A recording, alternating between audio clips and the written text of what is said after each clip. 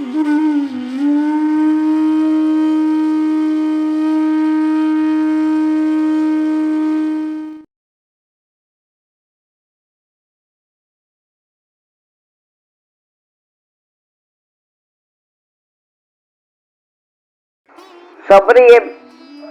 પ્રભુના તત્સુખનો વિચાર કર્યો કે ખાટા ખાટા બોર જુદા રાખ્યા, મીઠા મીઠા રામ માટે રાખ્યા. લક્ષ્મણને ગમ્યું નહીં કે પ્રભુ આવી પણ મોટા ભાઈની આજ્ઞા હોય ત્યાં નાના ભાઈ કશું જ ના કરે. રામે બોર અરોગી અને ઠળિયા નાખ્યા અને જ્યારે લક્ષ્મણજી બેભાન બન્યા રાવણ સાથે એના દીકરા સાથે લડતા, ત્યારે આમાંથી જે ઔષધિ થઈ હતી એ ઔષધિ હનુમાનજી લઈ આવ્યા અને લક્ષ્મણજી સજીવન થયા. તો પેલું કાર્ય સેતુબંધનું, બીજું કાર્ય અહલ્યાનું, ત્રીજું સબરીના મીઠા બોર, ચોથું આખી અયોધ્યાને દશરથ સહિત સ્વર્ગમાં વૈકુંઠમાં લઈ ગયા. કોઈના દોષ સામું જોયું નહીં, ક્યાંય તાણો વાણો ન કર્યો. આ ચાર કાર્ય પુષ્ટિના રામચંદ્રજીએ પોતાના કાર્યકાળ દરમિયાન કર્યા. હવે બીજી ઘણી વાતો છે જે સવાર પડી જાય. તો વલ્લભે રામને પૂરેપૂરા મર્યાદા પુરુષોત્તમ કહ્યા છે. ગમે એટલું તમારી પાસે જ્ઞાન હોય, ગમે એટલું તમે જાણતા હો, ગમે એટલા તમને શિલ્ડ પડ્યા હોય, પણ પાત્ર વિના ન પીરસાય. તમે પાત્ર વિના પીરસી દો એટલે અર્થનો અનર્થ થયા વિના રહે નહીં. હવે અહીં જાહેરમાંથી સત્સંગ કરતા હોઈએ તો એ પીરસાય એવો હોય. ઘણા અમુક કીર્તનનો ભાવ પૂછે, અમુક બીજી વાત પૂછે, ત્યારે હું એને કહું આ વસ્તુ જાહેરમાં કહેવા જેવી ના. પુષ્ટિ માર્ગમાં રસાભાસ થતા વાર ના લાગે. એટલે તમે પાત્ર વિના પીરશો તો કેવી દશા થાય એનો નાનો દાખલો. વાત બહુ લાંબી છે પણ આપણે ટૂંકાવીને કહીએ કે કાલિદાસને કોણ નથી જાણતું. કાલિદાસ જેવા કવિ દુનિયામાં રાયથી માંડીને રંગ સુધી બધા જાણે છે, અત્યારે જાણે છે, પેલા જાણતા હતા અને હજી વર્ષો સુધી જાણો છે. એ કાલિદાસ કાલી માતાના ભક્ત હતા. એને એટલી બધી આસક્તિ હતી એમાં કે એકવાર એમણે પોતાના કાવ્ય દ્વારા કાલી માતાના એક એક અંગનું વર્ણન કર્યું. બધા એને બોલવા લાગ્યા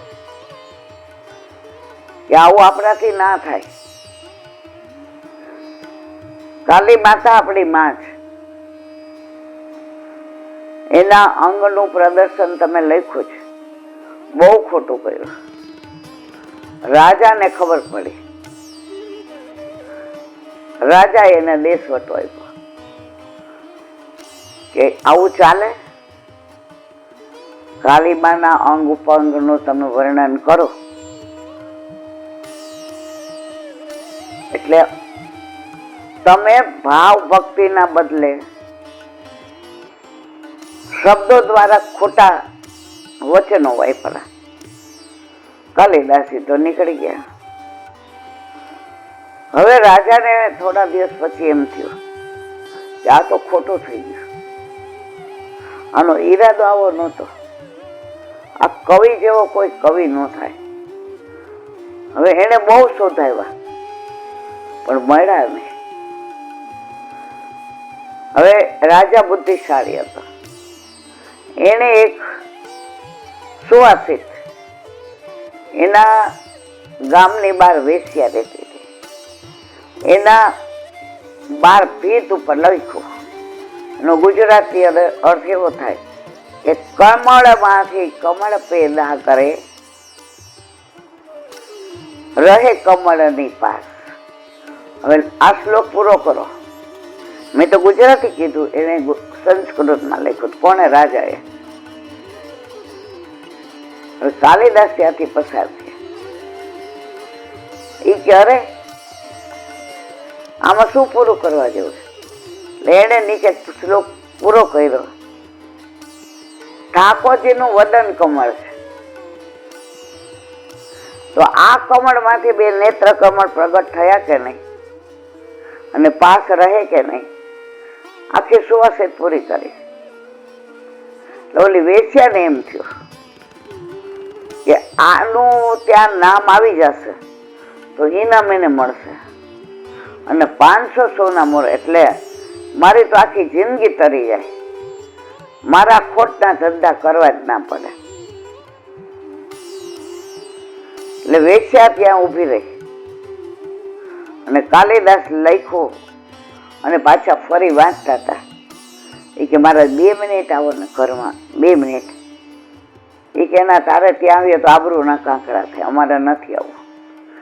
એ કે ખાલી મેં એક શરબત બનાવ્યું છે નવી જાતનું, પધારો ને પીઓ, મને અંગીકૃત કરો, હું તમને ઓળખું છું. તમે મારા ઘરમાં નીકળશો, કોઈ તમારા ઉપર શંકા નહીં કરે, તમારા ચારિત્ર પર કોઈ કઈ નહીં કહે, તમને બધા ઓળખે છે, મારા જ પધારો. આટલું બધું કહે એટલે કોઈ પણ માણસ ભ્રમિત થઈ જાય. એના ઘરમાં પધાર્યા.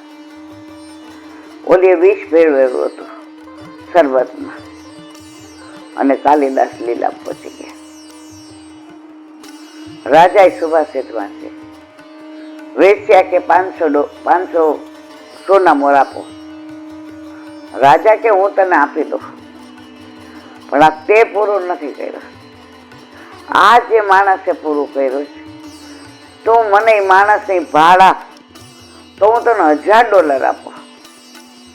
મને એ માણસને તું મારી પાસે લાવ, એમાં રસ છે. મારે તને કાંઈ નથી કહેવું, મારે તને કાંઈ પૂછવું નથી. તો એ માણસને મારા રાજમાં લઈ આવ બસ. આણે તો 20 આપ્યું હતું. પછી કે તને $1000 આપો. સોના મોર. અત્યારે ડોલર યાદ આવી ગયા. સોના મોર આપો, તું એને લઈ આવ. હવે વેશ્યાએ તો 20 આપી દીધું હતું.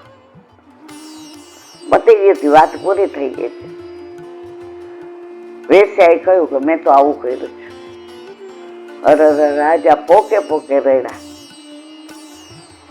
તે એક ક્ષણ માટે વિચાર ન કર્યો કે આવો કવિ આપણા રાજમાં ન ભૂતો ન ભવિષ્ય થયો નથી ને થશે નહીં. આનું અકાળે તે મૃત્યુ કર્યું. તને અમે શું કહીએ કે આ માણસની કિંમત શું હતી? ત્યારે ત્યાં બેઠેલા બધા પુરોહિત શાસ્ત્રીએ કહ્યું કે પાત્ર વિના પીરસો. આવા કાલિદાસ જેવાની આવી દશા થઈ, કેટલું ખરાબ રીતે મોત થયું. તો તમારી પાસે ગમે એટલું જ્ઞાન હોય, પણ પાત્ર વિના પીરસાય નહીં.